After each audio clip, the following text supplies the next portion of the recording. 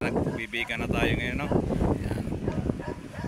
Bali, hindi ko rin papaliwanag kung paano ginawa namin ito dahil ito yung mga separate na akong video about do sa kung paano maglagay ng mga stirrup at saka biga, no? Bali, ito naghihilaw ng tansi para makuha ko yung lapad niya lang para do sa sentro, tapos yung kanyang kagdanan dito.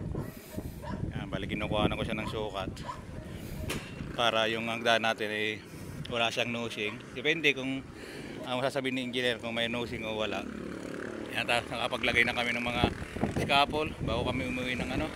Kalingan na Lunes, hindi ako nakapag-upload yung una bago magkabit kami ng scaffold. Bali, pakikita ko lang sa inyo yung mga kaganapan ngayon ito. Bali, ngayon ay nakapaglagay na kami ng header. Bali, yung lapad dito ay 25 cm. Ayan. Tapos ito ay yung nasa biyak na yun ay nasa 20 cm lang siya. Bali, dito tayo nanunulay. Dalang tayo. Hakbang. Yan. Bali, ganyan lang.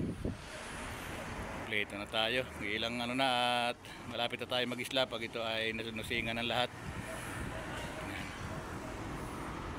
Bali, kulang pa yung scaffold natin. Tapos magpo-forma na tayo ngayon ng mga sidings natin para doon sa ating slab, sa flooring ng ating slab.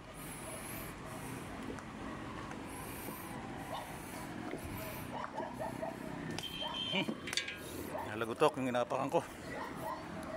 Palito nga pala ay dalawang CR. Yan.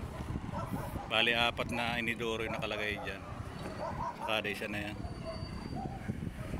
At hanggang dito muna at pakikita ko lang sa inyo yung update ng aming ginagawa ngayong na first floor, no, mga kapistol. Thank you at magandang hapon sa inyo at God bless. Happy New Year at 2025 na ngayon. Nandito pa rin tayo sa trabaho natin, construction. Salamat.